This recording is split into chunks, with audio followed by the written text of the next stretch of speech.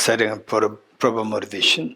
So today corresponds to Bodhichitta, the holy day the Buddha descended from Tushita heaven to Sangasya. Sangasya, the place maybe about like 200 kilometers from Delhi, place where the Buddha descended after spending about like 3 months in Tushita heaven, where the Buddha visited to meet with his mother who took birth in the heaven. And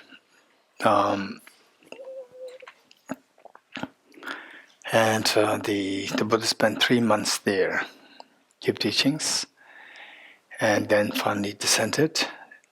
So how many of you have been to Sangasya recent? Sangasya, seems to no one. Okay, this is another very holy place that is related to the Buddha. If you go there now it's being developed a little bit.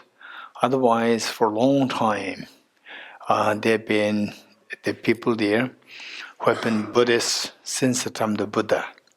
So there still are there people who have been Buddhists following the Buddha since that time till today. And particularly there's one group, I think this is, they call it YBC, Young Buddhist, YBSA, Young Buddhist Society, something. Okay, so they invited His Holiness on 2 occasions for incredible big, very large-scale teaching program twice into different years. So if in the future you get a chance, from Delhi is about like, I think 200 kilometers. You have to go by train. And then, so there are some places there, but if you ever thought of going there, just let me know. Because it's not like Bodhgaya. Bodhgaya is where it's well settled, and the setup is so good that you can go to stay in any hotels. But there, these facilities missing. Best would be to go through somebody, because that I've been there like 2 times or 3 times. Been there, and I know the people there. So if you're interested in future, you want to go there. And that is the sacred place of the Buddha, and of course blessed by His Holiness twice by making huge public teachings there. So if ever in future you think of going there, just let me know. Because if you don't go through somebody, you may get lost there very easily. Okay, so with this mind, the Buddha himself very clearly taught that on the sacred days, if we engage in virtues will be multiplied many more times. So it really corresponds to Bodhichitta, and that we are doing this Bodhichitta Retreat. This is we are very meritorious in that way, and then try best to spend time more meaningfully to make sure that the studies, and we don't really engage much into gossips, instead discuss on the emptiness. All these things would be extremely, extremely purposeful, meaningful for us. Okay, with this mind.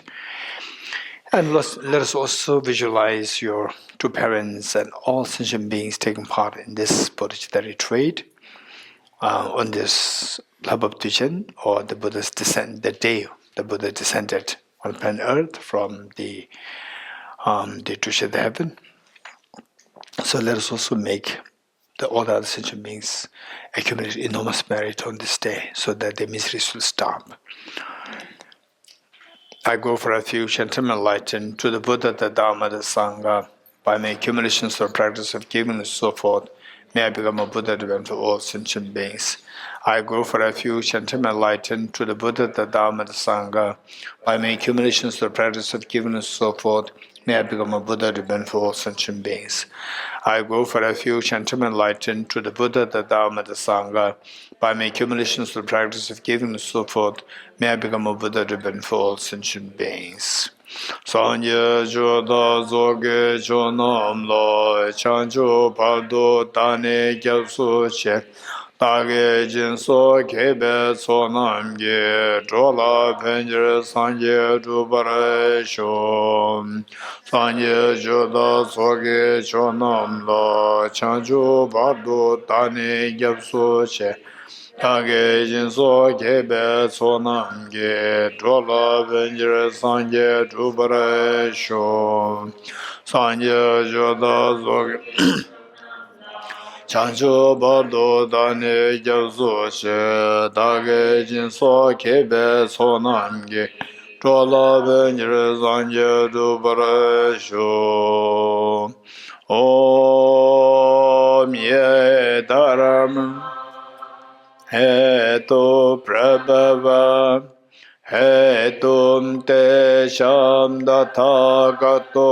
hyavatat Tesham chayo nirodha evam vate mahashramanaye swaha Om ye dharma hetu prabhava hetum tesham dathagato hyavatat Tesham chayo nirodha evam vate mahashramanaye swaha Om ye dharma hetu hetum tesham dathagato hyavatat Tesham chayo nirodha evam vate mahashramanaye swaha. All phenomena arise from causes. The causes are taught by the Tathagata.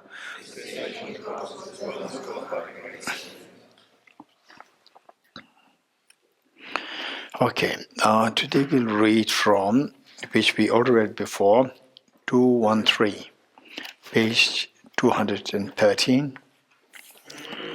We read already before, and where the one or another one or two verses I need to explain. Otherwise, we'll read. And while reading, just see if you can contemplate on meanings.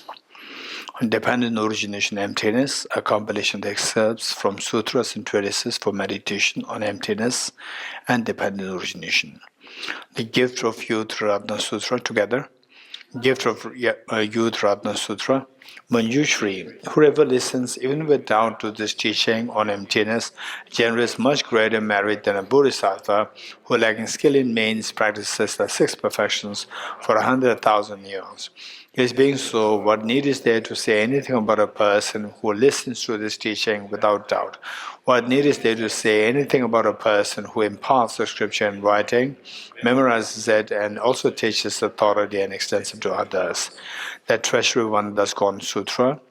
Any person who, possessing all these 10 great known virtues, enters into the teaching of the selflessness and faith and conviction that all phenomena are from the beginning pure of true existence, does not go to a bad rebirth.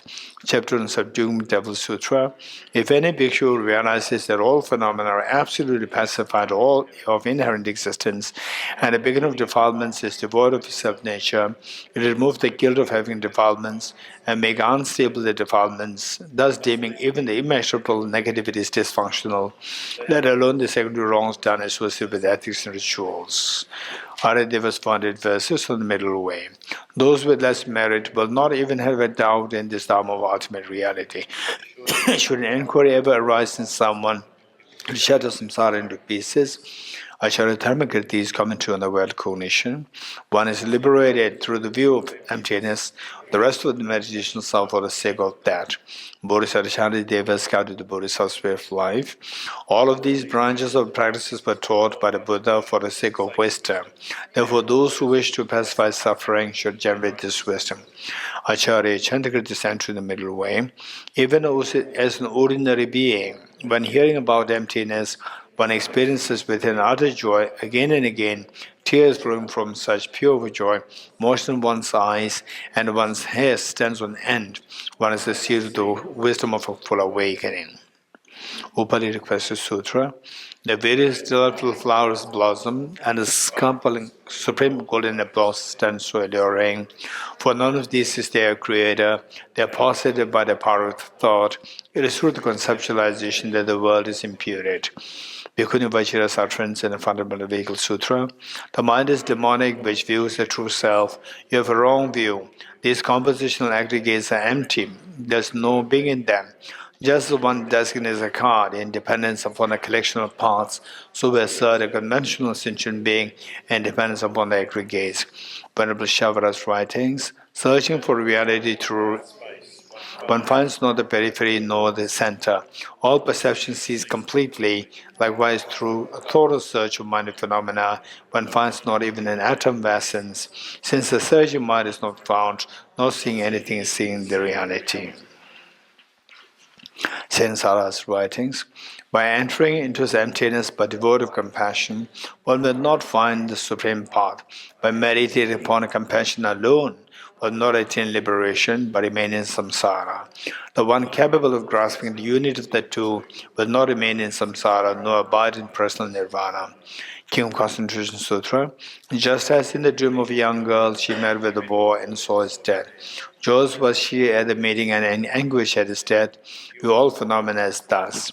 Arinagarjuna's fundamental wisdom of the middle way. Ceasing karma afflictions is nirvana. Karma afflictions arise from conceptual thought. They arise from mental elaborations of grasping a true existence. Elaboration ceases by into emptiness. Neither the aggregates nor different from the aggregates. The aggregates don't depend on him, nor is he dependent on them. The Tathagata does not possess the aggregates. What is the Tathagata? Okay, so this verse, let me quickly explain. We talked about the that the self doesn't exist objectively, and how do you know the self doesn't exist objectively? We have to subject the self to ultimate analysis. Subject and self-ultimate analysis, we come to know that there are only two possibilities for the self to exist subjectively. And this is known as the essential understanding, the pervasion. And what are the two possibilities? Either the self should be intrinsically one with the parts, or intrinsically different from the parts. These are two possibilities. So when we say intrinsically one with the parts, again within that we can see that there are numerous ways of seeing that. Intrinsically one with what? And then when we say intrinsically different, again there are different ways of looking at it. So on all the different ways of looking at it, they all can be subsumed. They all can be subsumed under these two groups. Intrinsic one with the parts, emptiness of intrinsic one with the parts, or emptiness intrinsically different from the parts. So all the divisions, you will come to see that the Buddha at one point, they taught the rejection of four. And what are the four? Let me explain this later. And Arinagarjuna added one more, making it rejection of five. And then Acharya Chandrakirti, after about how many years? 1,000, almost 1,700 years later. Oh no, sorry. About 600 years later. Then the Acharya Chandrakirti came and added two more, making it 7. The Buddha At one point taught rejection 4. Then Nagarjuna came and taught the rejection of, added one more, making it 4 plus 1, 5. Very easy. Just say it louder to save time. Okay. The Buddha taught the rejection of the objective self in 4 different ways. Then Arya Nagarjuna added one more, which makes 5. Then Acharya Chandrakirti, after about 600 years later, Acharya Chandrakirti came and added 2 more, making it 7. This is known as the 7 rejection, the establishing emptiness by rejecting the 7 modes of intrinsic self. The reasoning to establish emptiness of the self by rejecting the 7 modes of objective self. Okay, so what are the 5? You see that the 5 are what we are reading now. Verse 22.1 by Arya Nagarjuna, which said, neither the aggregates. This morning we did the analysis based on the 6 elements. So here Arya Nagarjuna did it based on the 5 aggregates. And Arya Nagarjuna, so this is from the fundamental wisdom of the middle way. This is from the fundamental wisdom of the middle way, whereas in the Precious Garland by Arya Nagarjuna, I did mention this yesterday, there are many texts with the same label, same title, Precious Garland. Simply because it's Precious Garland, they try to impose what you understand the text that we are referring to. There are many texts with the same title. So Precious Garland by Arya Nagarjuna, that is so there, Arya Nagarjuna did the ultimate analysis with the help of the 6 elements. So whereas here, the Mula Madhyamaka Karika, or the fundamental wisdom of the middle way, here Arya Nagarjuna did the ultimate analysis based on the 5 aggregates. So we have 5 aggregates, we're also made of 6 elements. So here, it's the 5 aggregates. Neither the aggregates meaning, not one with the aggregates. 1. Okay, first let me put it this way. Give the 7, then everything will become very easy. Okay, to make it very quick, it's rejection of the 7 modes of intrinsic self. To remember them very quickly, just say 1. Okay, say that you note it down. 1. I'm going to give you a list of 7. 1, different. 1, number 2, different. Number 3, dependent. Number 4, dependee. Number 5, possession. Number 1 is 1. 1. Then number 2. What happened? Chelsea, what happened? 1. This is a problem.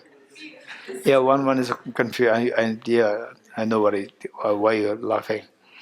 Okay, number 1 is 1. Number 2 is different.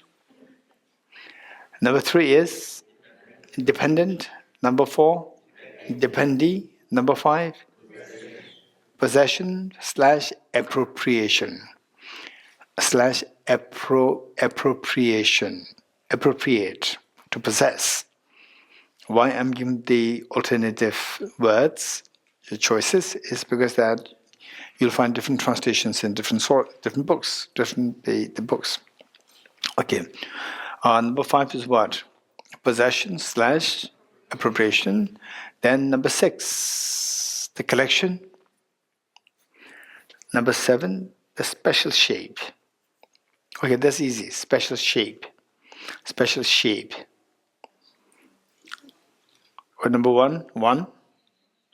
Number 2, different. Number 3, dependent. Number 4, dependee. Number 5, possession / appropriation. Number 6, collection. Number 7, special shape. Okay, so these are the 7, and let me quickly explain. Now that is easy. It would be easy for you because that we've already explained the overview of what emptiness is, it becomes easy for us. So let's say that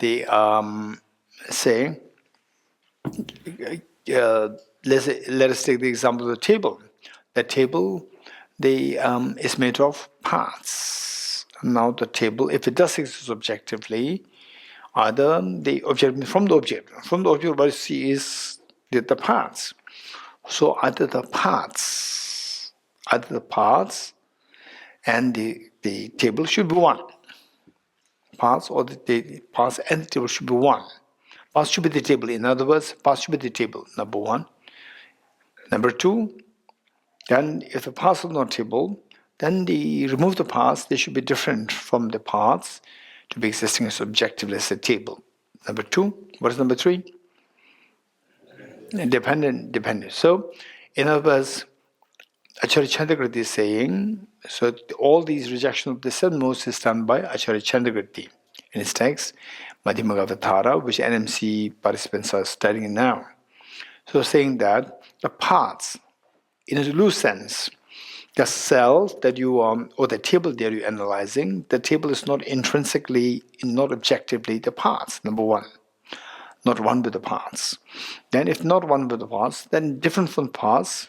If you remove the parts, different from the parts, you'll not find a table. That's number two.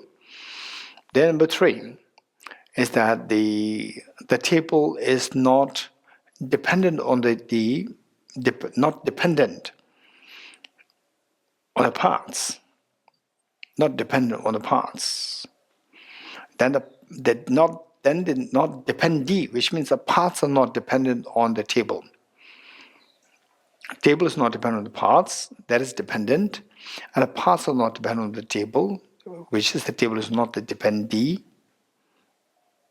dependee, and then the collection of the parts. Collection of the parts is also not the table. Collection of the parts is also not the table. And finally, the special shape, the special configuration, the shape derived from the special configuration meaning putting them in a particular order. That is also not the table. Likewise the person, likewise the house, likewise so whatever you talk about, the clock, the painting, so whatever, none of these seven, the self cannot be found in one of these seven modes of objective, the existence. So therefore, the self is proven to be empty of intrinsic reality. Okay, for the time being, let's first how many of you got the 7 points?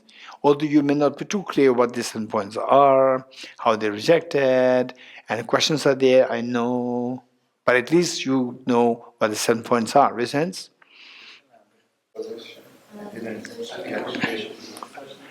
Okay, possession, okay. I skipped.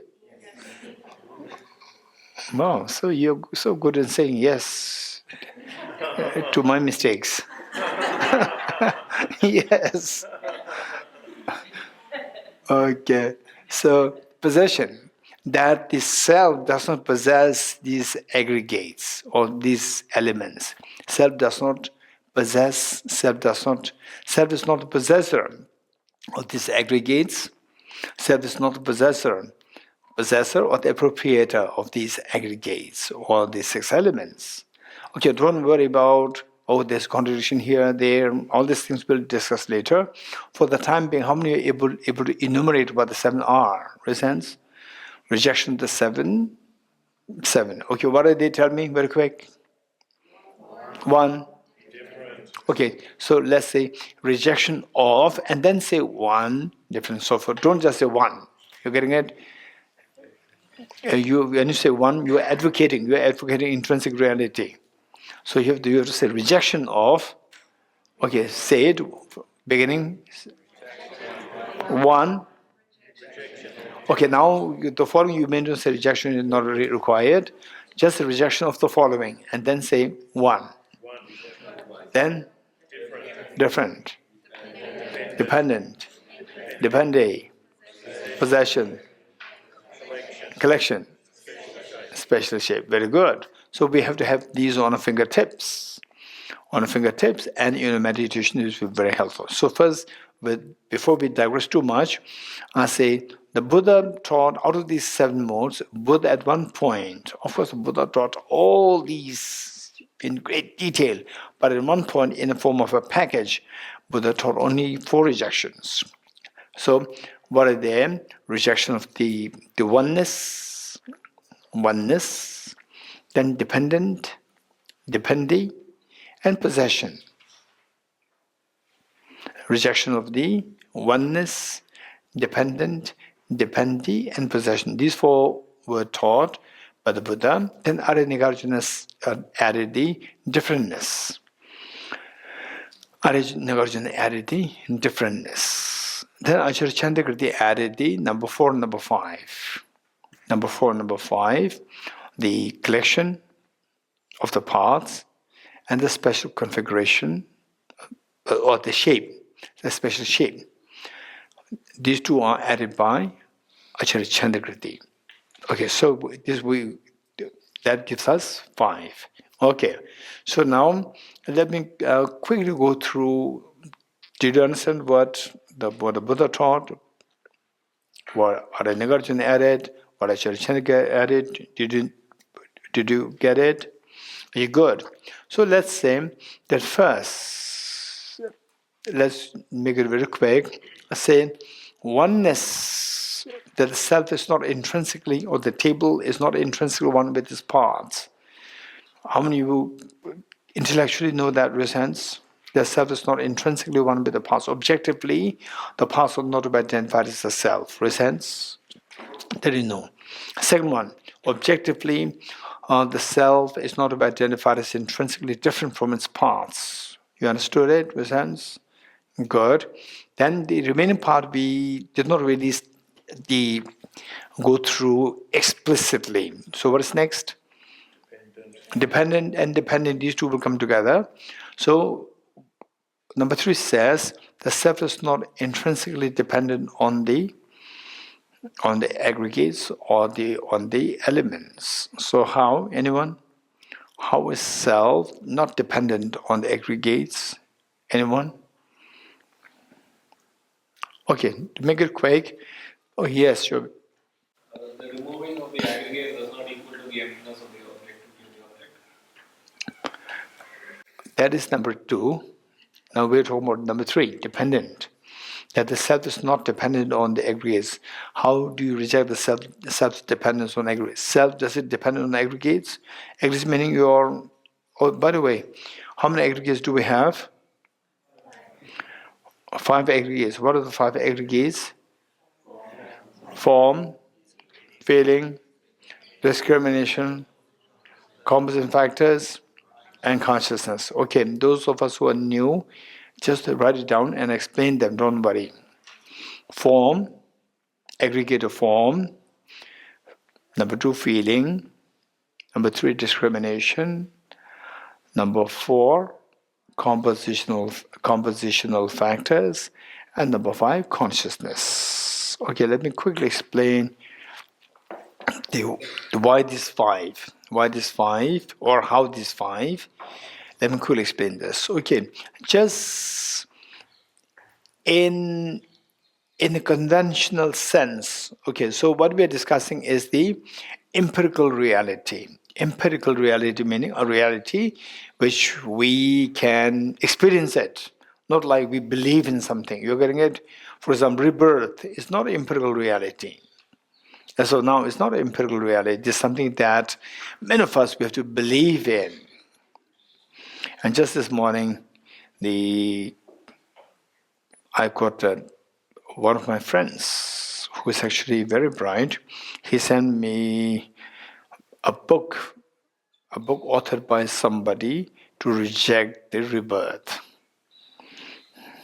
in Tibet.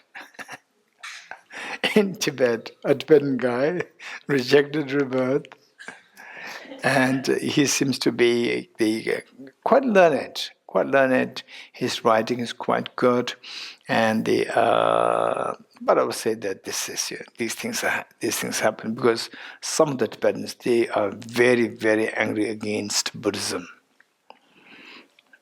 some of the Tibetans are very, very against Buddha. I would say that if His Holiness is not in the picture, majority of the Tibetans will dislike Buddhism. Majority. They'll be not just dislike, they'll be angry. You know why?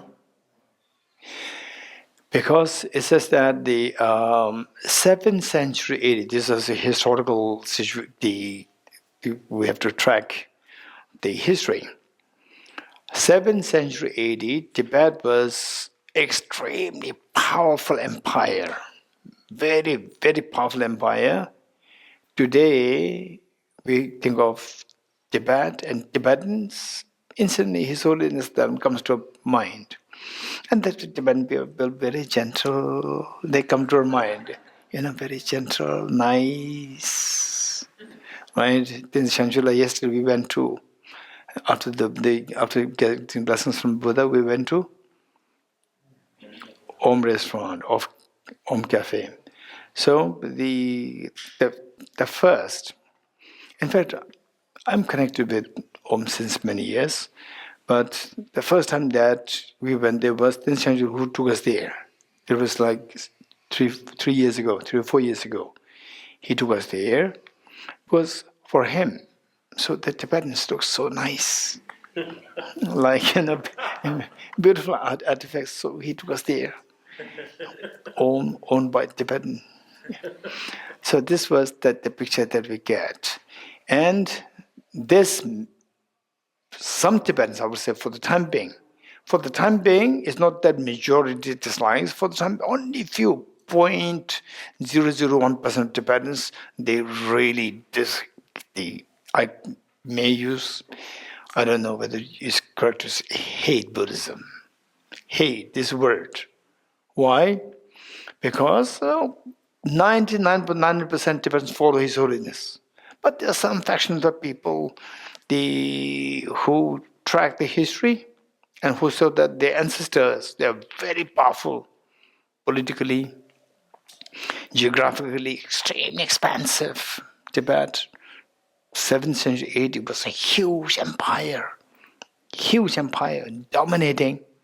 And many territories of China, they were all invaded by Tibet, and down South Asia, invaded by Tibet. Very, very powerful. And also quite barbaric. So therefore, conquer. So today, somebody who's more barbaric in nature can conquer the world. Today also. You agree? Somebody who's barbaric, has the element of barbarism can conquer the world, can invade. Everybody silence. This is what happens. Even today, supposed to be this civilizational era, still is a barbarism is there. Barbarism still takes over. So those days, Tibet was in form like a barbaric place. And they're extremely powerful. So Buddhism came in Tibet in 8th century. Tibet was so powerful in the 8th, 7th century. So huge empire. King Songtsen, huge empire. Then 8th, 7th century, King Songtsen himself, he started because of his wife from China and from Nepal. Because of the wife, he became connected with Buddhism. And already before him, there was a connection. But the connection was so weak because of the wife. Connection became very strong. China already into Buddhism. Already. China is amazing. Way ahead of Tibet since then.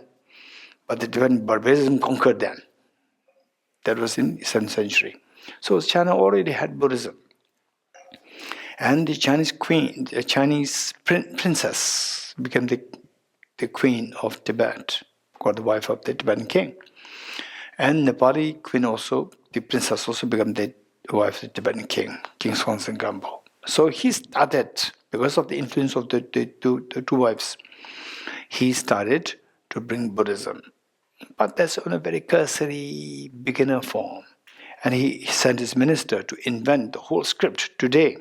The script that you use, which contains all these teachings of Buddha, this king commissioned his minister to invent it instructed him to go to India, learn Sanskrit, learn the Devanagari, and then invent Tibetan script. So the whole Tibetan script was invented based on the Indian Devanagari in order to translate Buddhist thoughts into Tibetan language. This was how he planted seed. Then 8th century AD, King Trisong Dezen, Tibetan King Trisong Dezen, again he was extremely powerful. Now he was more into Buddhism. He invited the Bodhisattva Chandrakshita and Guru Padmasambhava, and then started whole institutional university, big university with several departments, with extremely high level translation departments started. And now all the books available now in Tibetan, Buddhist teachings, Indian Masters teachings, they were all the projects started from 8th century AD, commissioned by the Tibetan king, advised by the Indian master, Bodhichitta Chandrakshita. Then the next king, Tiril Bhajan, he became even more dedicated to Buddhism, to make sure that he's taking care of all the monks, nuns, to make sure that their welfare is taken care of. And then what happened? I think his brother assassinated him. And then whole Tibet broke just into pieces. It was fragmented into pieces, and it remained a dark era for 300 years. And then 11th century AD, Lama Adhijita Gyana was invited, and then Buddhism was really the core of the Tibetan culture, the core. Everywhere you look, say in Tibet, if you go, particularly in those days like 100 years ago and before that, you see that every skill is somehow invested in the religion. Nothing outside. Paintings, religious paintings, handcrafts, the craftsmanship. Also see into temples and nothing outside. Everything is on the religious. All the gems you find in the monasteries because of the statues. So everything invested on this, and because of this, gradually the mind become more compassionate. Compassionate doesn't mean skillfully compassionate. Overall, even ordinary people, their thinking started to change. And ordinary people may not necessarily be so wise. So compassion without wisdom, it can become very timid compassion. Then gradually, the invasion started. And then look, its outcome.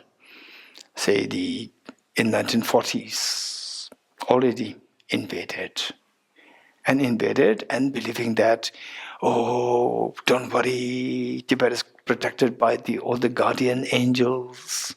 They're protecting. All the god and goddesses are there to protect Tibet. His Holiness is very practical. He said, this is a failure. This failure. Not having the reality check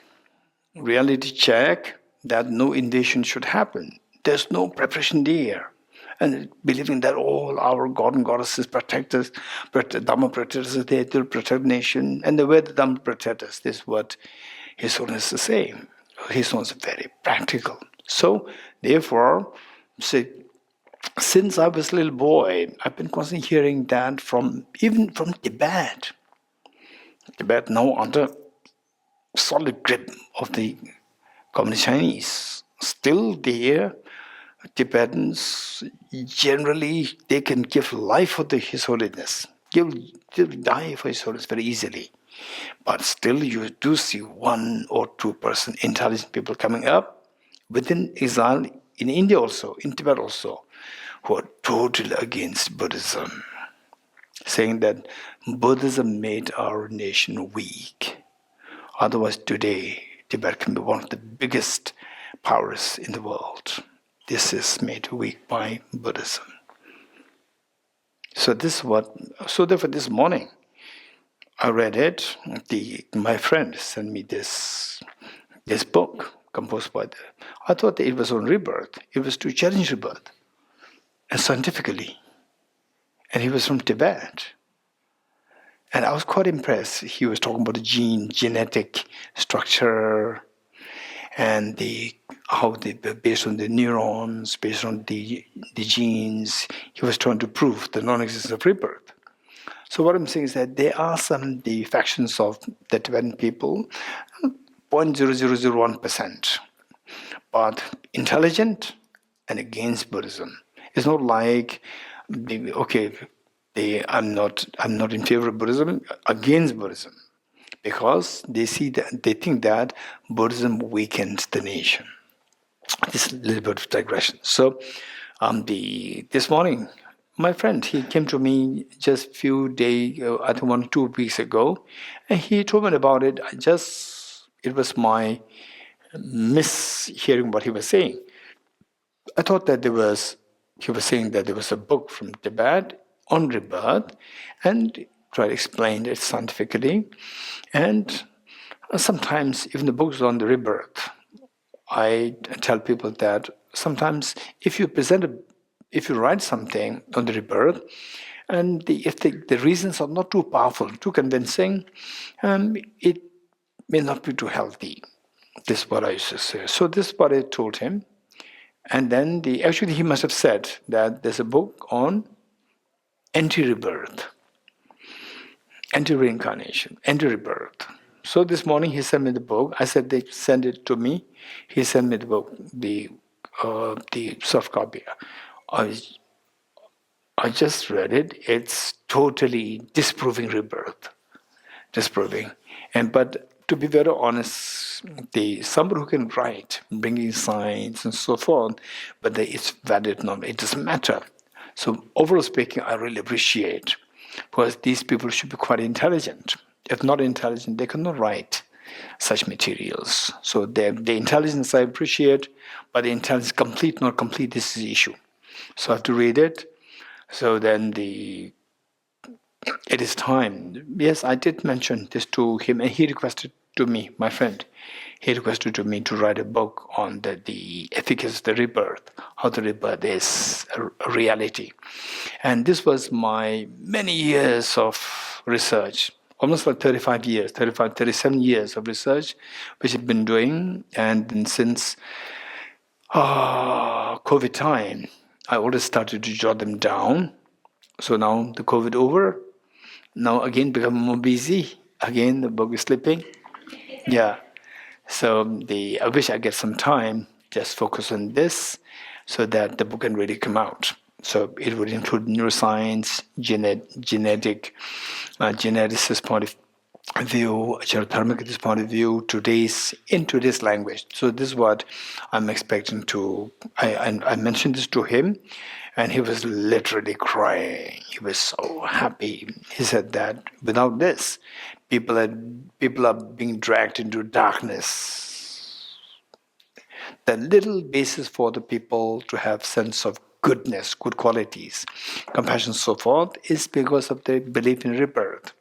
When that is shattered, then the people's confidence in compassion. Why should I be compassionate? Why should I be nice to other people?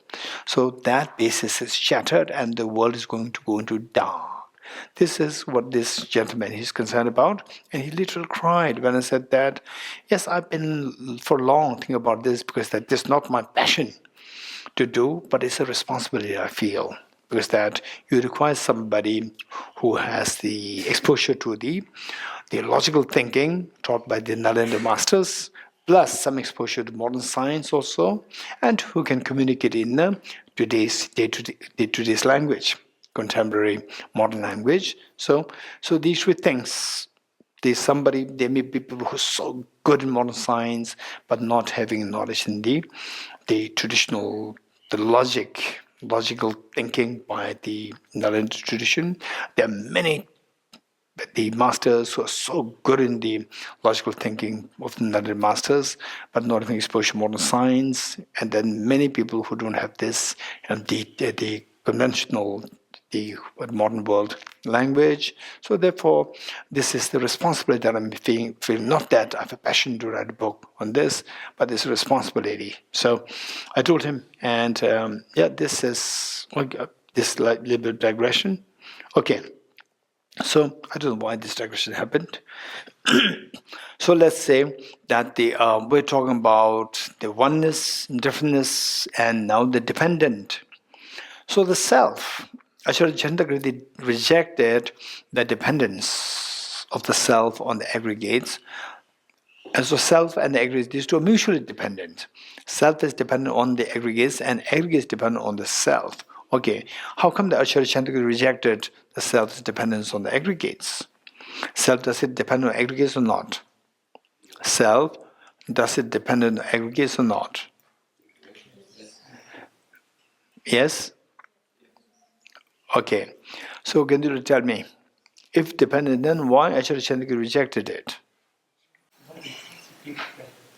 Yes, Joshua. It's not intrinsically. Okay, Joshua was saying that Acharya Chandrakirti did not reject the self dependent on the aggregates. He rejected self's intrinsic dependency is rejected, not the dependency. Very good. Okay, these are the clarity we require. Somebody may say that Acharya Chandrakirti rejected self-dependence on the aggregates. No, it's not rejected. Intrinsic dependency is rejected. Okay, good. Now, the same, the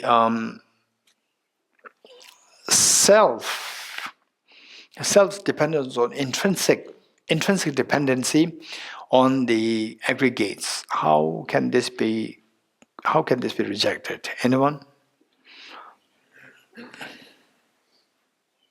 Anyone? Mana, Vijayla? Dependent and dependee, they should be different because if they are one, then you say that No, this was not one. So, so they are either, so there are two possibilities: dependent, dependee, either one or different. Different. Yeah, so they should be different because to say the same A depends on A makes no sense. But if they are different, they should be intrinsically different. Yeah. Two things are intrinsically different, then they should be unrelated, totally unrelated. Then they cannot be dependent. Okay. Praswatantra Madhyamika would say they're dependent dependee, but they say that they're intrinsically dependent dependee. And Swatantra Madhyamika, particularly Bodhisattva Chandrakshita, Bodhisattva and Acharya Bhaviveka, they're very smart. So how do you explain this to them? So if two things are intrinsically different, they should be totally unrelated. So you say the one thing. No, that I understood. What I'm saying, if you explain this to Acharya Bhaviveka, who's extremely brilliant, his text is known as the blaze of reasoning. You're getting it? But I can maybe say that. So if things exist intrinsically, then this dependency, we should be able to find it on the object. Yes. With only just a dependent, then dependency makes no sense. You go to look for it in the dependee, then with just one thing, also dependency makes no sense. Because for there to be dependency, there should be two things. Yes, so? If you go outside, any of these, then there's no dependency on these two things also. No, I couldn't understand. Say, what you said is that for dependencies to be intrinsically real, then what? They should be findable on the object. Then? So, what we can look, where we can look for this is either on the dependent, on the dependee, Yes.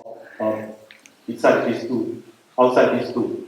And you go to any of these, dependency cannot be found. How? Because if you go to the dependent, then with just the dependent without anything to depend on, dependency makes no sense. Because you cannot find the dependency there. For dependency to exist, there should be dependent and dependent both. Okay, so for this, I think you really require Acharya Bhaviveka. So Acharya Bhaviveka would say that, yes, the two things are there. The dependent is there, dependee is there. So if dependee is not there, then just dependent, then it doesn't make, the dependency doesn't make sense. You're right. But dependee is there. Yes, but if you're looking at, you're saying both dependent and dependency are there, and Objectively, on the object.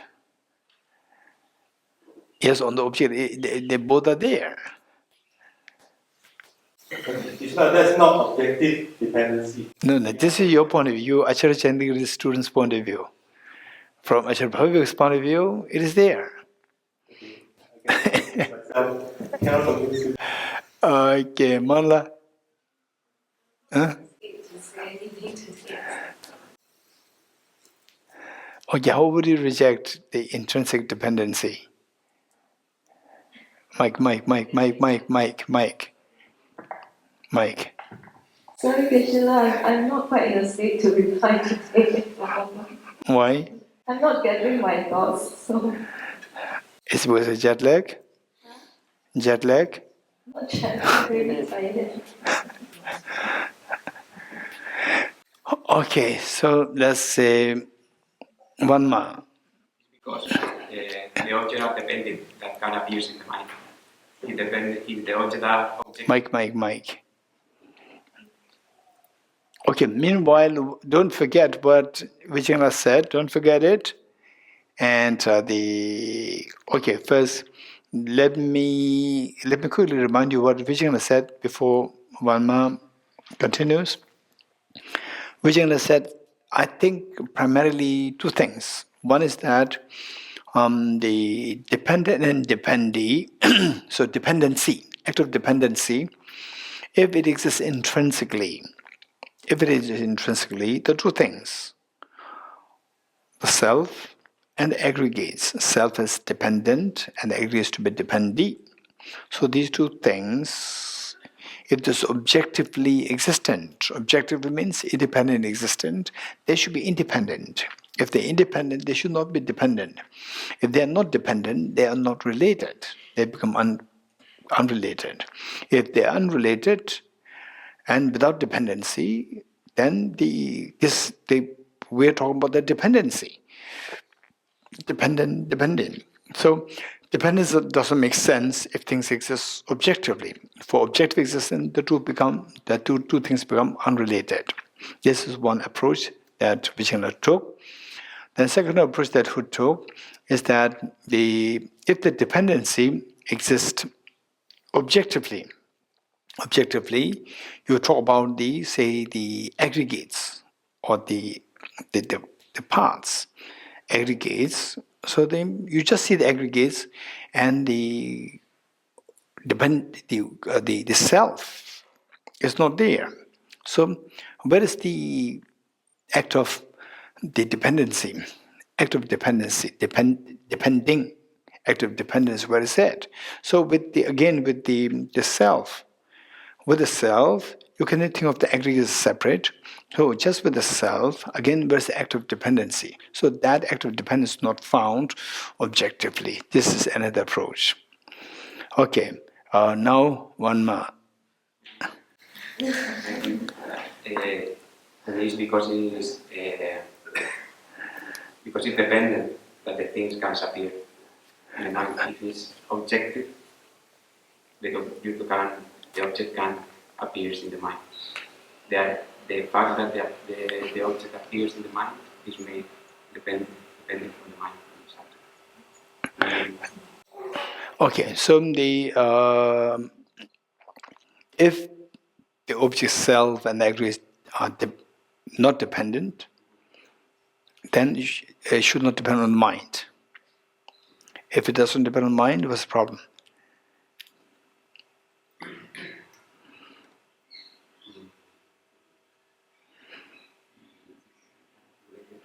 Now, Acharya Chandrakirti from the heaven is watching you.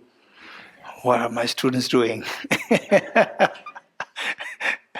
think the part depends on the self in a conventional way, but in the ultimate way, or On the ultimate level, it doesn't depend. Okay, on the conventional level, it does depend. So Acharya Chandrakirti rejects dependence on the ultimate level, not on the conventional level. So So how do you prove that? How would Acharya Chandrakirti say that on the ultimate level that dependence is not there? How? Because it's the mere imputation that the mind gives. Okay, the mind, it depends on the mind imputing on the parts. The parts, in the basis of the parts, the mind imputed itself. Okay. Imputation on the parts is not intrinsically the parts. Okay, so I can see that this is coming from one must experience what he is, what he's thinking. This is very precious. It's very precious. Okay, thank you. Now let's turn to Venerable Tenzin Gyatso.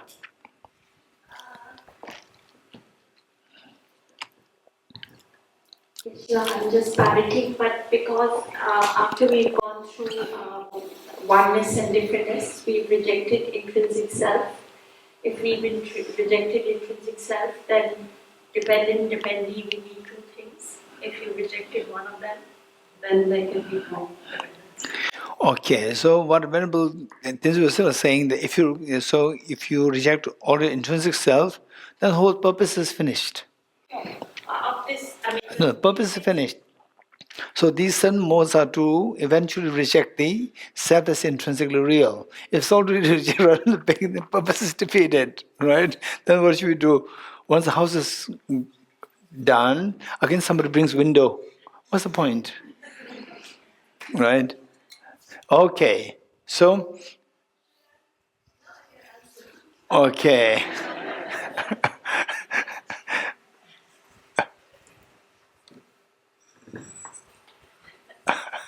Okay. One more from NMC1? NMC1 or 2? NDC1. NMC1. NDC, not N. Oh, okay, NDC1. So this is all coming from high class students of Acharya Chandrakirti. You're going to get now NMC1. NMC1, 2, 3. Okay, yes, Manda. So I think I remember a slightly different translation from what is in the current verse, which is I think the aggregates are not in him, nor is he in the aggregates. And so I sort of recall that there's some example that I learned from Nichan, that is like a container. So when there's an intrinsic aggregate or intrinsic self, then these two have different characteristics. And so when you see the aggregate, basically you're not seeing the self in the aggregate. Why not? Because I think the self has a different intrinsic characteristic that's not dependent on being the aggregate. So when you see the six elements, for example, the self is not there. So you cannot say that the self is dependent on the aggregate. Well, no, aggregate whatever is the characteristic of the aggregates, self also has the same aggregates. Why not? If it is intrinsically, then This is what I'm saying. So, for example, so the six elements. So we have thought that okay, the self is comprising of the six elements. yes. But the six elements themselves is not what you would call a person. But you tell me the one characteristics of the aggregates which the person doesn't have. Tell me. You said that they have different characteristics. Yeah. So what? Can you identify one characteristic of the aggregates which the person doesn't have? Just identify that. The person has like skin or body, but it is not the body. The self is not the body. No, what you said is that the characteristics are different. So if the characteristic is different, then identify one characteristic, one of the characteristics of the aggregates which the person does not have. If whatever the aggregates have, the person has, then you cannot say the characteristics are different. So I think even all the shape and the texture is different. Of course, the self has. The same texture the body has is what the self has. Yeah, but when we are looking at, say, the six aggregates, or five aggregates, the mind and all the form, we are not seeing the person. It's not about the characteristics. Or we are not seeing the person, so what? So? And so if it is intrinsically just this bunch of the aggregates, then at that point in time, you are not seeing the self then you cannot posit that there's a self that's dependent on the aggregates. Okay, in a way, I agree. I agree with I agree with all what Vichana said, what Manda said, what Vanma said. I agree with when Tinsvusela. Okay, let's put it like this. How about this? How about this? Let's say that, so don't forget what they said. Don't forget. These are extremely important points, particularly when we are debating between Acharya Chandrakriti and Acharya Bhavaviveka, who himself is extremely brilliant. So it's not an easy debate. It's not an easy thing for the defendants of Acharya Chandrakriti to. Finally, we have to understand Acharya Chandrakriti's position.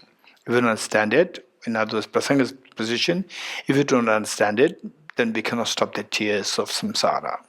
So, just how many of you agree with me that if the self, in the first case, if the self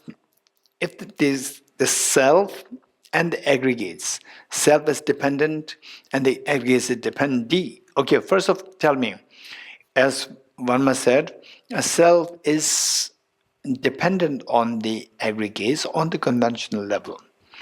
Self is dependent on the aggregates on the conventional level. How many agree with Vanma? Okay, is there anybody who likes to prove that the self is dependent on the aggregates? Or explain how the self depends on the aggregates? Anyone? Anyone? Just think. And just think. When you think, your intelligence is being activated. Because these are things we usually don't think of. Yes, Joshua. Mike? Geshe-la, I would just like to share a distinction when we say dependent conventionally. From a Acharya Chandrakirti's point of view, it's a mere imputation. Okay, let's put it like this. Conventionally speaking, in the conventional sense, do we depend on food? Yes. Of course we depend on food. Likewise, the self, the person, I, the self, does it depend on the aggregates? It depends. Does it or not? If yes, how? Just explain it. Just explain how it depends on the aggregates. It depends not intrinsically. No, this is not a question. I'm not a question, but intrinsically dependent. So this we are not, keep it aside. Does the self depend on the aggregate? How one must said on the conventional level? Yes. How? Just explain it in a very natural sense. Okay, never mind. Think about it. Isidora. Well, the self depends on the aggregates. Mike. It depends on the self depends on the aggregates because, for example, I know I'm female because I have a female. Perfect. Very good. Perfect. So you identify yourself female, except for some people, some people, what the factors are, we have to check. What the factors are, we have to check. This is a very serious matter. Today is a very serious discussion, serious matter. And some people, some extremes, they think that this is totally wrong because they don't understand. Although you have a male body, but mentally you feel that you are a girl. And some people, they have a female body, but mentally they feel that they are male. What's the problem? What's the problem? What's the problem? And yes, some people see is a problem. This is the narrow-mindedness, to be very honest. Those people who see this as a problem, a girl, having the mindset of the man, and the men having the mindset of the girl. This is what some people see as a problem. This is their problem. It's not the problem of the individual people. Because everybody has the right. For example, you have the right to feel as a man or feel as a... What's the problem? What's the problem? So some people are very narrow-minded. They think that with the body of the man, you should think like man. This is your narrowness. It's your problem. This is your rigidity in thinking. So you don't know the deeper nuances. You don't know the deeper nuances. You just, on the superficial level, the mind is determined by, mindset is not determined by just the physical gross body. There's physiological differences are there. Chromosome differences are there. Genetic make the differences, and the differences in makeup of the genetic makeups. These differences are there. We don't see them. Physically we see them as male, physically we see them as girl. But deep inside there are different factors, depending on which our mind evolves. Mind depends on. So therefore those people who are too rigid, so I don't want to go too much into this part, but this is what it is. So what I'm saying is that generally speaking, say the people with the male body, they identify themselves as male just because of the body. And the females, they identify themselves as female just because of the body. This is how the self is dependent on the body. So like this, think in a very flexible way. So this is where you're thinking. Your thinking which tallies with your real life experience, apply to this philosophy, then philosophy will go really deep and you can really revolutionize your own thinking. Cognitive revolution can happen and your thinking can become extremely refined to become very confident in your thinking and all the tears can be stopped. Okay, so this is how, for example, like say Albert Einstein, he's a genius. Why is he genius? Because his mind is genius. So mind depends on the aggregate of the consciousness. You agree? Albert Einstein being genius is because his aggregate consciousness is genius, not that his body is genius. Not that his body is genius, it's because his consciousness is genius. So therefore Albert Einstein as a person is considered as genius. So which means a person is dependent on the aggregates. Okay, now can you think of, we talk about the mutuality of dependency. Mutuality of dependency. Aggregate, not only that the person depends on the aggregates also depend on the person. How many agree with this, Resens? If you agree, give me the reason. Think of the reason. And if you cannot think of the reason, don't worry. Listen to others. The moment you listen to others, your what is known as mirror neurons are activated.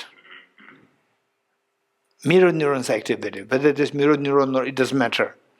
Something's activated in you. Okay, this is where we can, yes, I can also think like this. So that's how you develop this skill in thinking. Okay, Akia. For example, Geshe-la, how would a feeling express itself? How would a feeling express itself without a body? So Okay, the question is how are the aggregates dependent on the person? So feeling is an aggregate, one of the 5 aggregates, feeling. Anything, feeling, yes. And in my personal experience, I'm reflecting on how would this feeling arise or express itself without this person? How would feeling happen without the person? Okay. No, that's good, that makes sense. So say my feeling depends on the me. Yes. How? Well, it expresses itself through the me. Yes, it expresses through the person. It's expressed, but expression depends on the person. But about the feeling per se? Anyone? Yes, Doris. The feeling depends on the sense organs and the sense consciousness. Feelings depends on the sense consciousness. This is a little complicated. Yes, feeling depends on the previous moment of the sense consciousnesses. That'll be good. Previous moments of sense consciousness and previous moments of sense consciousness depends on the person. How? In other words, feeling depends on the consciousness. No, the person, or the consciousness depends on the person. How? Anyone? Anyone? Cyrus. If there is no self or person, then how can the mind relate to anything else? The mind needs to relate to the self to be one with the self. So that's why I think the aggregates depend on the self. Okay. And good. So in a way, what I see is that what Saru is saying, what Aki is saying is very similar. Let's say that my feeling is good. My feeling is good. My feeling. To say my feeling without this I, feeling cannot be described as my feeling. But it's your feeling, my feeling, it depends on the person who he possesses this feeling. So, without the person, you cannot describe that as Dorji's feeling, Aki's feeling, and so forth. So, the person should be there. So, this is how the feelings depend on the person, aggregates, my body, my mind. So, they're all dependent. Without the my or the I, then you can talk about my body. So my body, you're describing the body, you're describing the mind, but that is described as my body. So without me or the I, how can you describe that body as my body? Good? So therefore, this is how conventionally the self and aggregates they are mutually dependent. Very good. Now, intrinsically, on the ultimate level, the dependency doesn't make any sense. So, meanwhile, let's not forget what Vijayana said, Mala said, and Vanma said, and the Vasala, what she said will make now here. You will see relevance here. So, do you agree with me that if the dependency is intrinsic, just intrinsically depend on each other? Intrinsic means that it should exist to which of the two analysis? Ultimate analysis. You agree? If it does exist intrinsically, it should exist in the eyes of the ultimate analysis. In the eyes of the ultimate analysis, we say dependent and dependee. Without the two things, now what Vijayana said is coming, what Manla is saying is coming, what Tinsvasara is saying is coming. Without the dependent, so with the ultimate analysis, what happens to the self? The person, what happens to the person? Person disappears. If at all something is left, what is left? Aggregates are left. If at all something is, I'm not saying aggregates are left. If at all something is left, aggregates are left. All the six elements are left. So, six elements dependent on what? That is missing. With respect to this mind, ultimate analysis. For the ultimate analysis, to say dependent, there should be two things. There's only one thing. Only the six aggregates are left, and the person dissolves, it disappears. So there's no the person dependent upon which we talk about these six elements as depending or dependent. How many you understood? Raise hands. How many you understood this? Okay. So yes. Wouldn't the six aggregates depend on each other? Like the form will depend on the mind and the. Okay, that for time being, keep that aside for the time being. So for the time being, the discussion is self and aggregates. Let's settle on that, and then the next is the other things. Then becomes a separate topic. So one thing at a time. You getting it? So dependent, dependee. In the eyes of ultimate analysis, then dependent, dependee as two things. Because in the ultimate analysis, self dissolves. Because why? Because the self exists only conventionally by the mental imputation. The mind which imputes the self is conventional analysis. So the conventional analysis is removed. So the imputation, if it's not happening, self is not there in the eyes of the ultimate analysis. So there's only one part left, which is the six elements. So six elements cannot be dependent on something else if that something else is missing. So in the eyes of ultimate analysis, dependency doesn't make any sense. So this meaning of intrinsically speaking, there is no act of dependency. How many got it, raise hands? Good. Okay. So with this, now dependence becomes easy. Next is possession. Possession, how do you reject possession? Anyone? Anyone? How do you reject the possession? Anyone? Yes, Gabor. I think we can apply the same method. So Just apply. without meta-analysis, then the subject, let's say the person possessing its aggregates.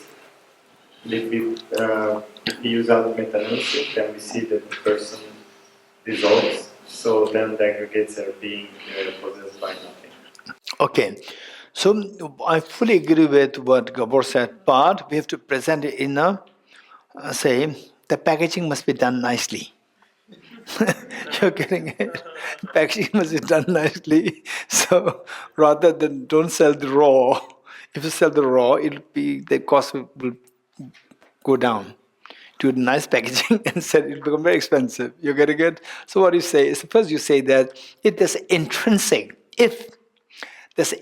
possession, then the intrinsic possession must be decided by ultimate analysis. Don't just begin by saying if subject ultimate analysis. You getting it? Okay. So if there's intrinsic possession, it must exist in the eyes of the ultimate analysis. In the eyes of the ultimate analysis, to say possession, there should be possessor and possessed, two things.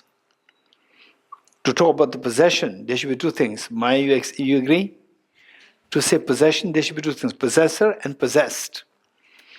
Two things. When subjected, if the possession exists intrinsically, and the two things should be intrinsically there. If two things should be intrinsically there, it must be seen by the ultimate analysis. In the eyes of the ultimate analysis, the possessor dissolves. The person dissolves. As the possessor dissolves. There's only, if at all something is there, only one thing is left. Aggregates are left.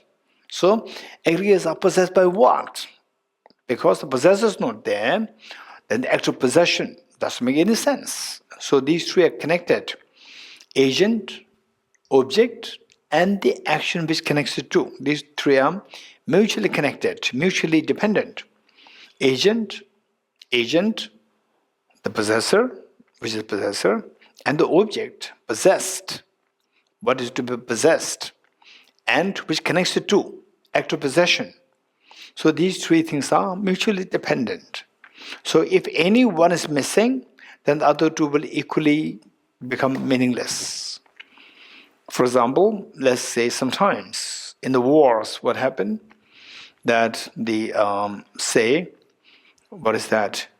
international amnesty,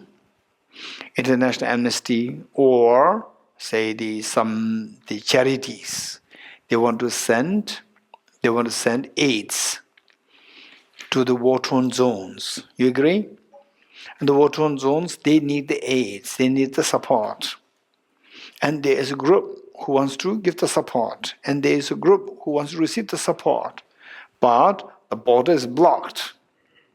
Border is blocked by the perpetrator.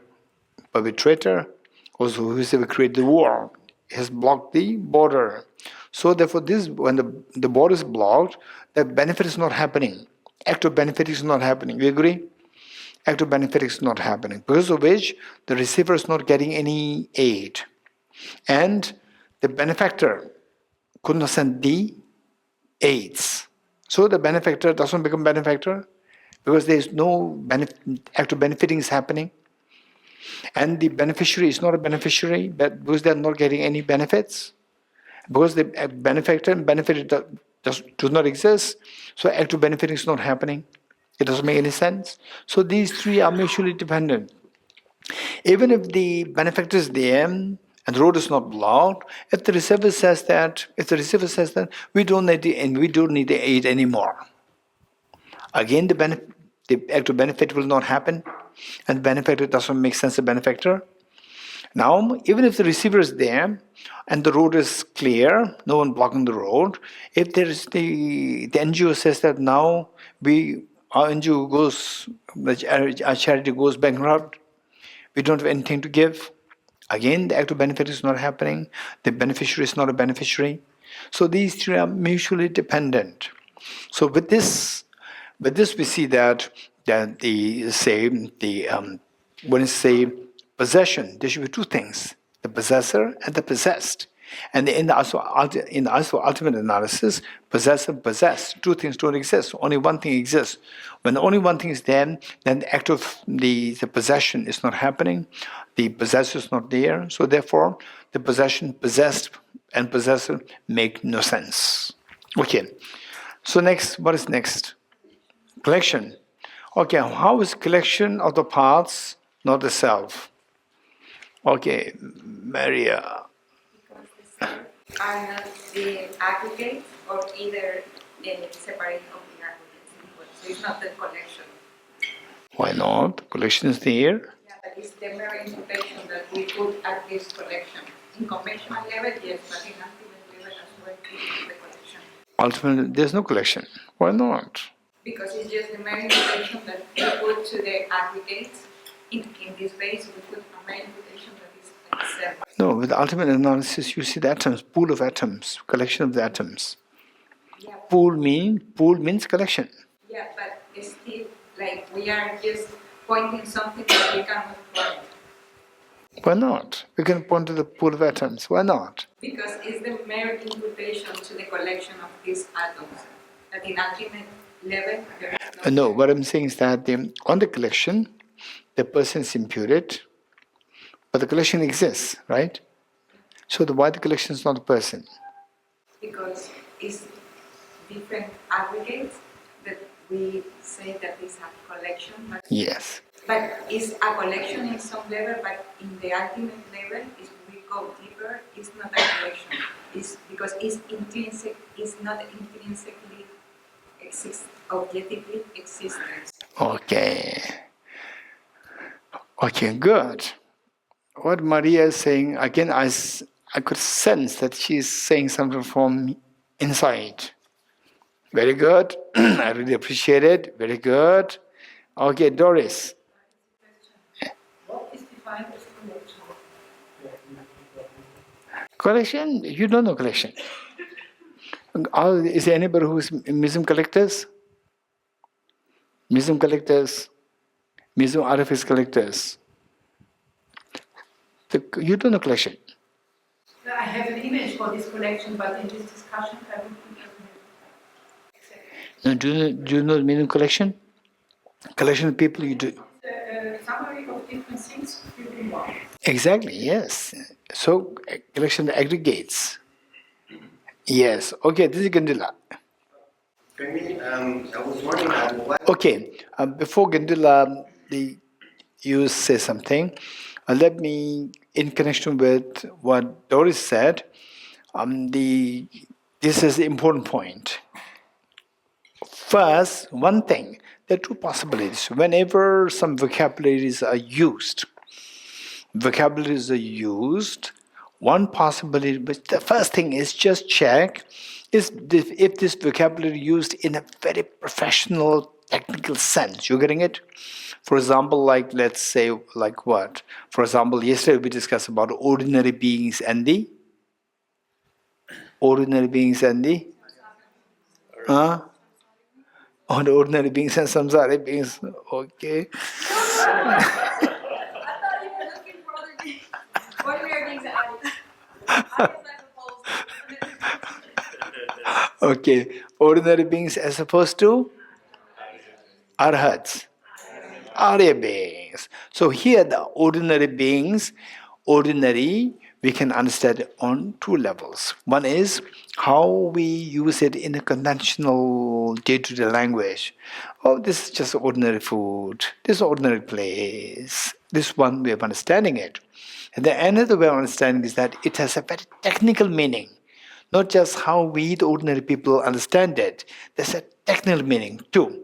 So first check if any vocabulary used by the other person, or even though the word is very ordinary, word is very simple, just see if the person is trying to convey a technical meaning.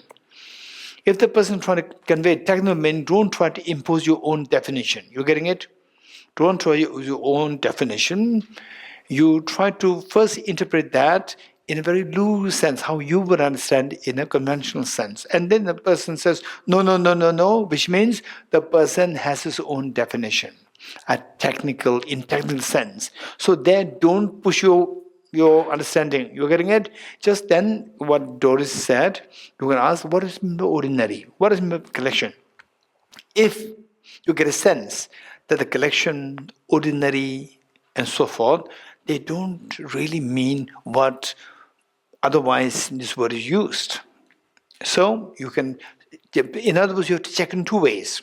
One is how that is used in the conventional ordinary sense. Number two, how that is used in a technical sense. For example, say collection of the aggregates. So here, there's no technical meaning. It just simply means how it is understood in the, say, oh, this is a collection of bees, it's a collection of books. This collection of books, oh, collection of the, say, oh, this collection of artifacts. So it's the same meaning. It does not have any technical meaning. But it's not always the case. Even if the word seems so simple, it can have very technical terms sometimes. So that we should have a sense of discretion. Okay, good, Gendula. Mine is, I think, for me, very simple, in conventional way. When you say it's a collection of parts that make something, at what point that collection will make a person or whatever? Because if you do it on the other way and you take some parts, at one point you don't know, how can I say, if you take a car, for example, and you take one wheel off, it's still a car or not a car. If you put one, see, so we don't know at what point the collection makes something, because it's not definite, meaning one depends on the other. So in that sense, you cannot actually find something. In conventional way, maybe you can, but ultimately, if you go that way, slowly, you won't find anything. Okay, in fact, what Gendura is saying is very, very complicated thing. Don't forget it. This very important point. Okay, Gendura, just see if I got it correctly. What he's saying is that, okay, what is this, all of you? Clock. Okay. Now what I do is I remove the there is the second hand. Remove the second hand. It's still a clock. So now there's a collection of the parts. When you say it's a clock, it's a collection of parts. It's the second hand, minute hand, hour hand, the machine inside, the battery, the cover, the numbers, the external cover. All these parts are put together. Then you say this is a clock. Now this collection. If the collection is the clock, then the Gendula come with a very complicated thing. Say, remove the second hand. Remove the second hand. Now the collection is gone. Collection is gone because one part is missing. It's not a collection now. Collection minus one. It's not collection. So therefore, it's still clock. If you say yes, the collection is missing. If the collection is the clock, then when the collection is gone, the clock should go. So you say, okay. So first, how do you answer this? If the collection is the clock, the moment one is missing out of the collection is gone. Clock should go away, but the clock is still there. So how would you defend it? This is one point. Then the next, and you may say it doesn't matter. The first collection is gone. Now you came with the second collection. Second collection with a smaller collection. That's still a clock. Okay, now remove the minute hand. It's a clock. Hey, minute hand removed. It's a clock. Peter, minute hand removed. This is my question. My question. Is it a clock or not? Don't say if it is a clock. This is I'm asking, is it a clock or not? I'm not talking about is it functional or not functional. I'm talking about is it a clock or not. You have a definition of clock. Okay, Peter says clock. Hey, Anna, clock, not clock. When the minute hand is removed, it's clock. Okay, that's it. Okay, Aminji, tell me. It's still clock. Okay, Stefan. It's a clock. Okay, it seems like all of you agree with the clock. Now remove the hour hand. It's a clock. Huh? It doesn't tell time, it's not Huh? It doesn't tell time, it's not a clock. Okay, so Misha is saying if it doesn't tell time, it's not a clock. That makes sense, right? So minute is gone, doesn't tell time. What's a clock? Okay. So, because those people who say the minute hand removed still is a clock, then our hand removed, it should also be clock, because it does, for you, it doesn't have to tell the time. Right? It's still a clock, right? Okay. So now this has like the eyes. Your eyes, your face is also a clock. Right? Right, number 3, number 6. Right? And the numbers are not required. Even with the numbers also clock. You're getting it? Okay. So now the glass, the cover glass is removed. Is this a clock? Then the cover where the indicators, like the number, and that was also removed. It's still clock. Now, at what point will you say that it is clock or it's not clock? What is the border? You cannot find it.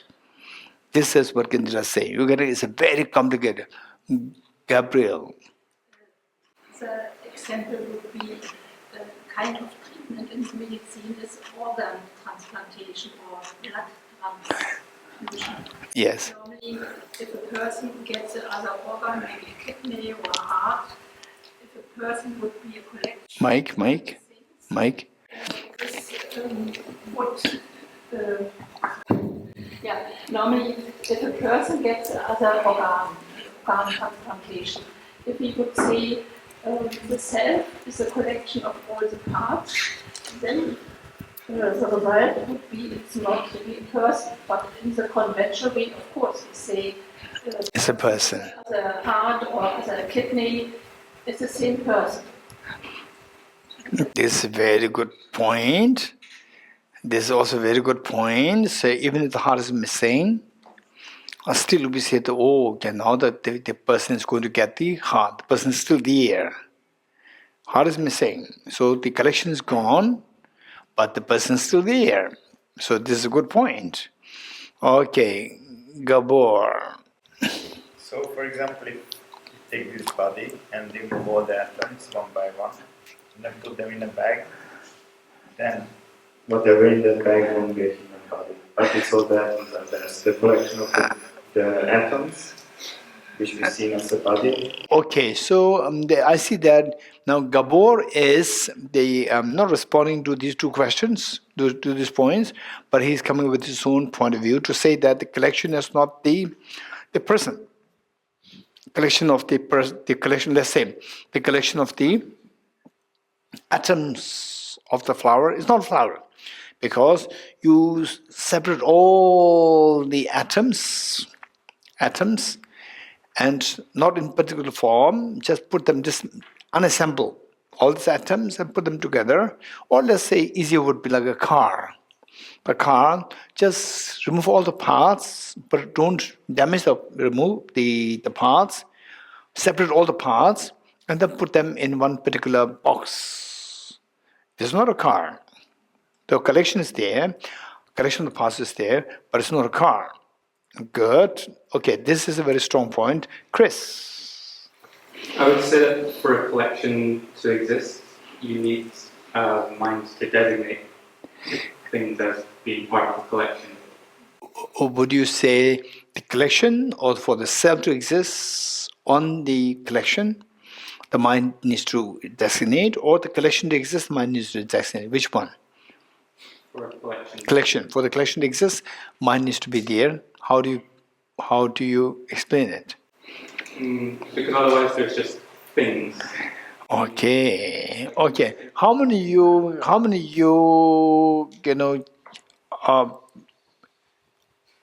are flowing with the thoughts that the Chris is sharing with us? If your mind doesn't impute as a collection, then it's just items there. Just things there, it's not an item. Okay, this again, I think that this is coming from Chris. Is it you studied before? No? Studied what? Studied philosophy? Not formally. Okay, so study these texts, Arindhakashan before? Maybe you learned it from past life. This is something very good, very good. Very good. Okay, let's listen to Aditi. Krishna, can we say that at the time of death, form disintegrates, but the mental consciousness continues? Okay, mic.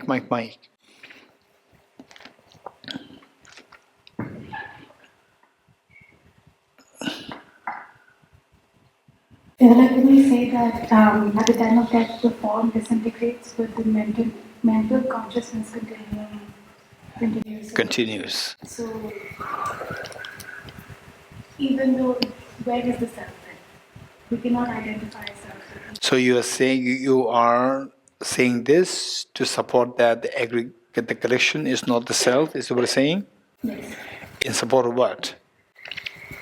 That the collection is not self? Or what? So how? At the time of death? the aggregated form disintegrates. Yeah, disintegrates, yes. And all the different aggregates, actually I don't know what happens. But the consciousness continues.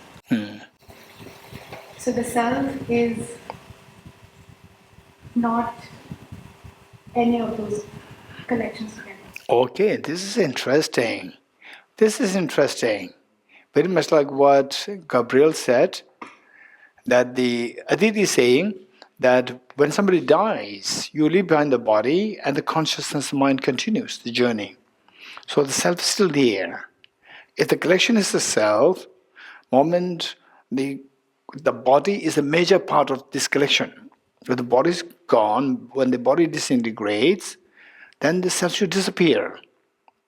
But self continues, like what Gabriel said, that heart is a major part of the collection. When the heart is gone, still we say that this person's there, now we have to do quick the transplant, otherwise the person will die. So the person is still there in the absence of this collection. Okay, now I'm very glad that all of you come up with very strong points. Thank you. Now Acharya Chandrakriti says, particularly to what Gabor is saying, is that, okay, in fact what Atiti and Gabriel said, we need to again add another point number 8. I think we need somebody to add point number 8. Because what they're coming up is a very different debate. Yes. So we need to pay. So next, Acharya Atiti should come. Right? Acharya Atiti or Acharya, not the Nobel laureates, 2 or 3 people can get together. Acharya Gabriel and Acharya Atiti should come at the 8 point. That's interesting. Okay, for the Gabor, you unassemble all the parts of the car, put them together in a box. It's not a car. But Acharya Chandrakriti says, never mind. Not Acharya Chandrakriti. Opponent of Acharya Chandrakriti said, no, we are not talking about just the collection, the special shape. Collection organized in a very special configuration. Put in a special configuration, that is the card, that is a person. That is a person. Particularly, let's say, the house, put in the parts, put in special configuration, flower, put in special configuration, and like the car, put in special configuration, that is a car. So how do you reject that? This, if somebody can reject, then we have to reward the person. Anyone? Okay, yes. One way of rejecting it is that... Is it coming from the Sadavisha or from you? Sadavisha? I don't know what he's going to say, but I may or may not agree. Okay. I was just saying that one way to reject it would be that it is a house only to somebody who recognizes it as a house. To a goat, it is not a house. For a? Like if there is a house which is a special collection, that is a house to only somebody who sees it as a house. Yes. But to say a butterfly or another animal, that is not a house. And this is their failure. For some, when intoxicated, somebody is intoxicated. My friend, when he was intoxicated, he looks in very careful. Are you Geshe Damdul? He asked me like this. This is his problem. Then I'm Geshe Damdul. So house is house, but let me know his house. This is his problem. Yeah. So anyone? Okay, this is a serious matter. Okay, Gandila. I was wondering when. Okay, let's take a Okay, what is the question? What is the question here? Special How do you reject special shape? as the special shape or special configuration as the object. You said that there's subtle changes all the time. Yes. So everything depends on cause and condition. So at one point when you look at something, by the time you look at it, it's already changed. Even that shape, it has changed, but you're not able to see it because you don't have the eyes to see it. So meaning, it's never actually the way you see it. So even a special shape changes all the time. I agree. So next special shape comes. Yeah, but the next one depends on the other one. Yes, of course, it depends. The next special shape, they say, the flower, first moment of the flower and second moment of the flower. Second moment of the flower is the first version changed to the changed. So the first special shape changes to the second moment of the special shape. So that we call as the second moment of the flower.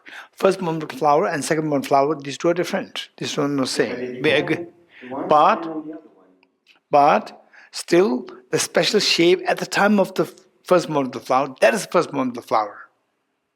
The moment it changes, and then you come with the second moment. Okay. Okay, let's listen to Peter now.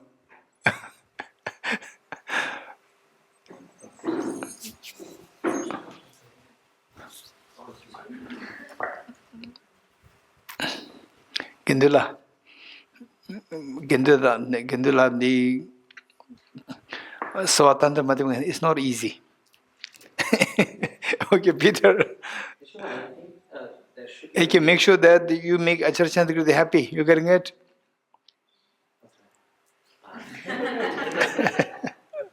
There should be a reason these two questions came in a pair. So we established the special collection part, that if we have the necessary, let's take with the example of the car, we established if we have all the parts, but we just put it there, it's not a car. Yes. We specifically said that we need the special shape, the special arrangement to put those parts together to get a car. But we can turn this the other way around. If you have the collection, the special shape, how a car should look like, but we don't have the parts, we don't have the collection of parts, then it's not a car. No, it's not possible. Without the parts, how can you have this special configuration?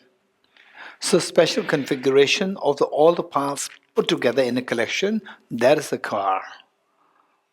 How to reject it? This is very difficult. Okay, let's listen to Gagan first, then to Maya, then to Gabor. Okay, then we'll stop here. Geshe-la, we're saying that all the parts have to be put into a particular shape, right? Yes. Yeah. But you need to have the image of a car first. Yes, first you have then to only make. you start putting those together. Yes. So, not sure if it's like independently can exist.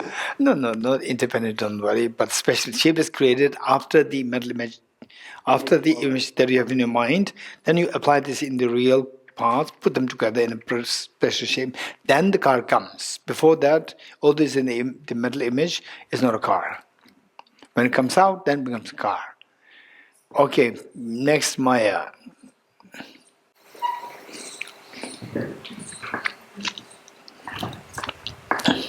So it cannot exist independently because it depends on consciousness to think of that special shape. And So the special shape? Yes. The car isn't like on a car. Someone has to perceive it as a car. Why? Why? Because in how are they going to put the parts, like what should come first or second? No. So that is already done. Now Maya is the next phase. In your mind, for Gagan, your mind have the plan. With the plan you put into action, then the special configuration is created. And you then give it to Maya. Maya says, still it's not a car unless somebody says this is a car. What are you saying? Not necessary. Why? For example, let's say the mother cow gives birth to the child, right? Child, and she doesn't know what is child, but this is still her child. So special configuration there, there's a child. The mother doesn't know that this is child. Well, she knows, but in a different way. Okay, let's say you have your own idea. Say, I am Savatana Madhimaka. You're getting it? So I don't believe in what you say. You have to prove. So you have to prove what is said, what you think is correct. So,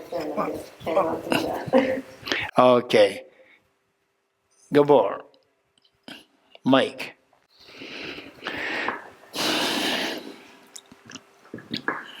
I might concede my point, but if it's not so, my original idea was that if we take any, let's say the flower, and we start to change the carbon atoms into silicon atoms, which has the same configuration in terms of that it also makes 4 bonds, then if we do that, we end up with a non-flower.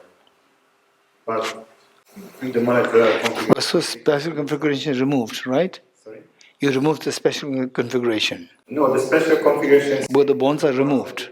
Bonds are different. The parts are different, but the configuration is the same. No, the bonds are different or not?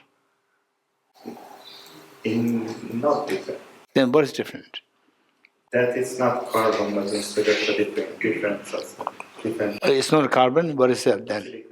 Silicon. So therefore, the fact that new things are added, silicon, whatever component that is, and the carbon component is very different. So that component also there's a special configuration. So that part becomes a part of the special configuration. But so on the molecular level, they look the same. No, they look the same. You and I look same.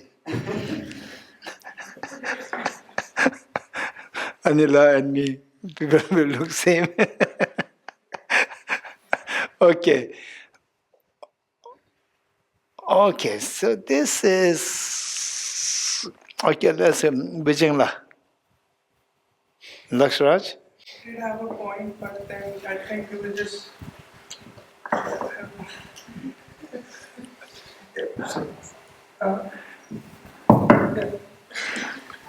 What I understood was that like, till you don't label the thing, it's mostly related to the labeling, but it's already proved someone wrong, so... So there's Maya. Maya is proven wrong. Not proven wrong. Insufficient. What is that? Insufficient.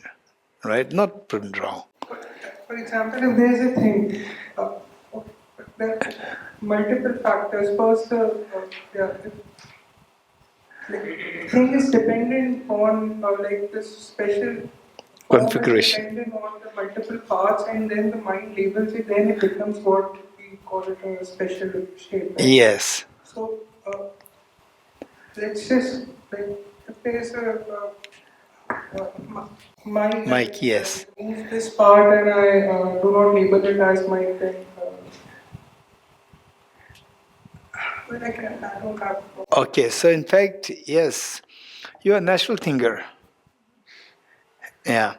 Okay, let's say Misha. Yes, Misha.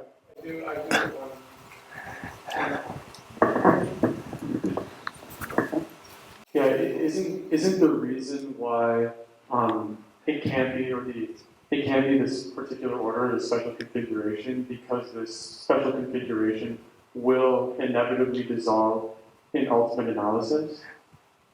So when we look, for example, we say that a house is two things, right? It's the special configuration of its parts. Yes. But when we subject the house to ultimate analysis, we see only the parts.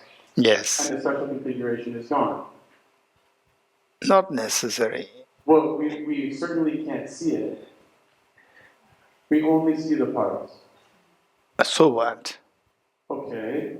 And so... No, so if it disappears, then what's the problem?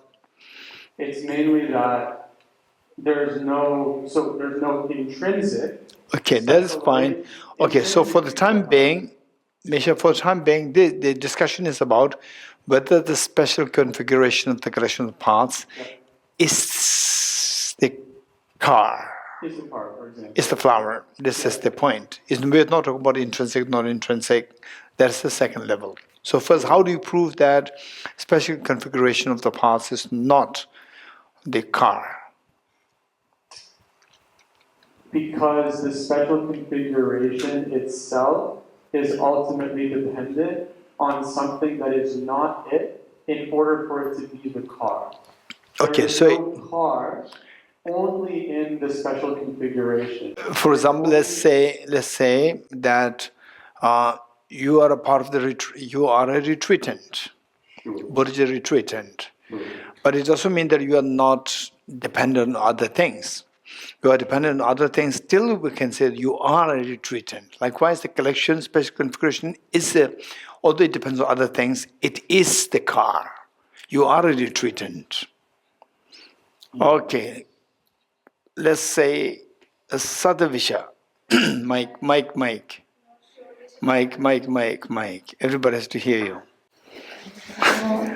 See, for instance, myself, many parts, like suppose, like if my heart is changed or whatever, I'm prone to impermanence, but I'm still identifying myself as self, and there is a configuration, right? Now, if I were to say that me as a person, what I understand of the conventional sense, I'm prone to impermanence and I stop functioning as a result of death. So maybe functionality is also a part that to be considered. Yes. Because if the Yes, it is. can only also work if there is a functionality. So if I take the parts of the car and put it and it doesn't function as a car, then I cannot call it a car. Now, as Aditi said, now this is not in the conventional sense, that if I die and my mind continues, then it's obviously we're going to ultimate analysis. So to sort of address this thing about configuration, I can say that then there is a functionality aspect of it. So if it stops functioning, then probably the configuration... Okay, let us say a garbage leaf. A leaf in the garbage, that's a garbage. So that garbage, what is this? Okay, what is this? Let's say, what is this useless old mobile?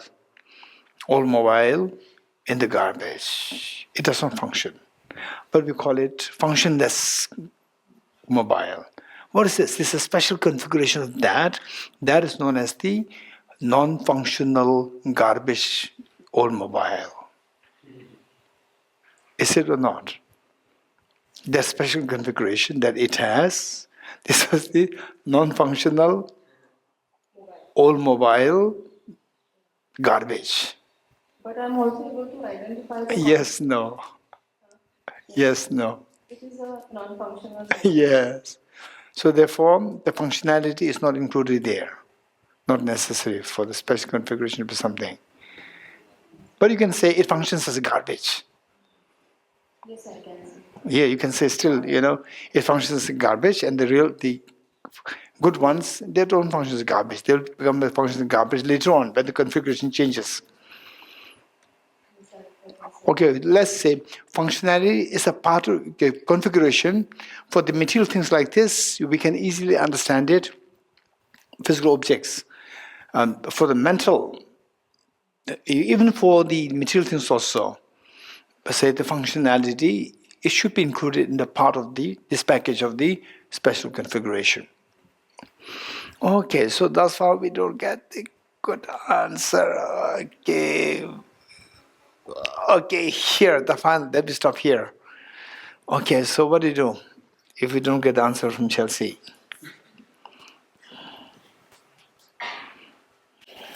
Thank you, Geshe-la. I will try. Yes. So a special configuration implies that this configuration is fixed. Yes. Shouldn't change permanently. Should be It fixed. shouldn't change. It's a special It shouldn't change. Why? in a certain way. Ah, And if that changes.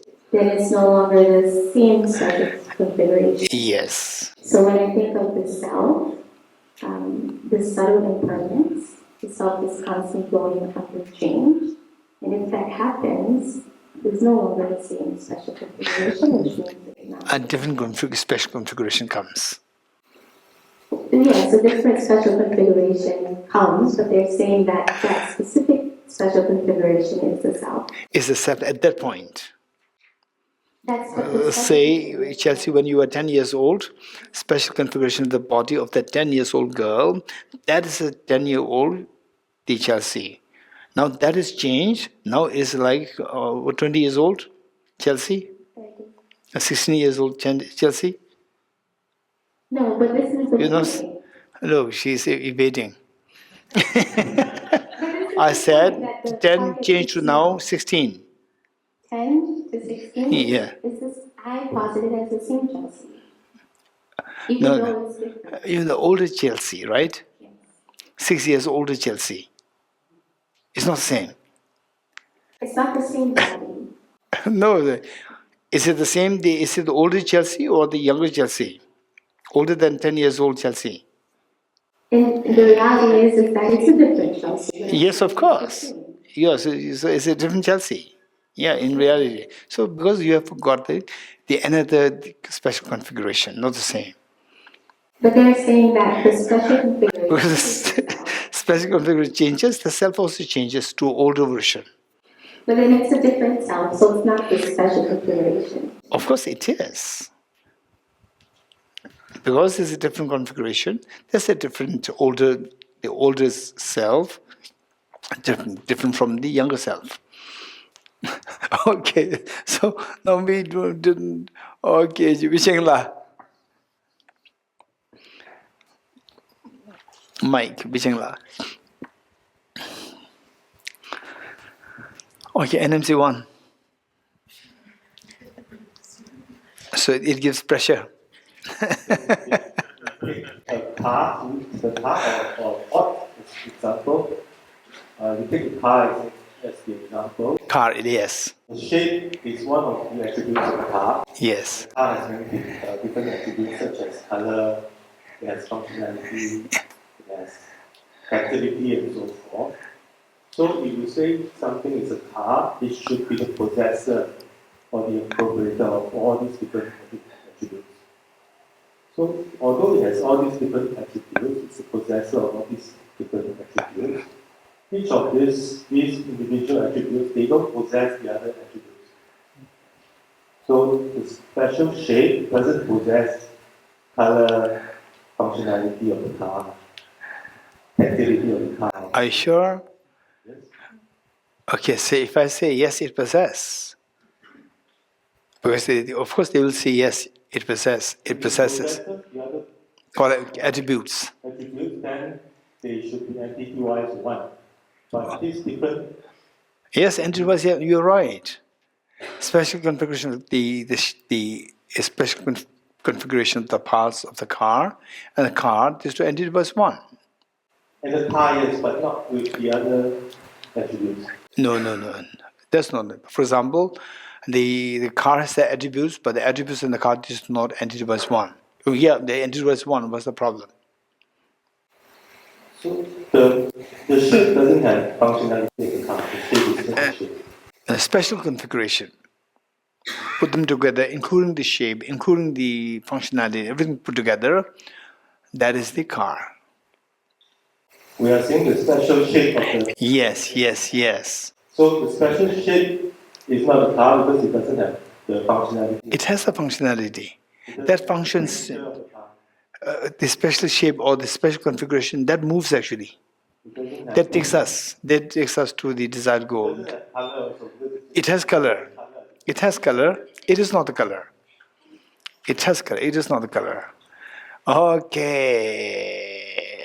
Okay, so we have two more answers will come in the next class. One from Nivita and one from Professor Geshe-la. Okay, we'll stop here. Taget duje shaye risu chon shenge meto dege bonjamba sege numbo tabo jebe ko shaye yebo kyala jase lo Oh, Mone, Mone, Mahamona Yeswaha. Oh, Mone, Mone, Mahamona Yeswaha. Oh, Mone, Mone, Mahamona Yeswaha. Oh, Mone, Mone, Mahamona Yeswaha. Oh, Mone, Mone, Mahamon. Om Mone, Mone, Mahamona Yeswaha. Three processions together.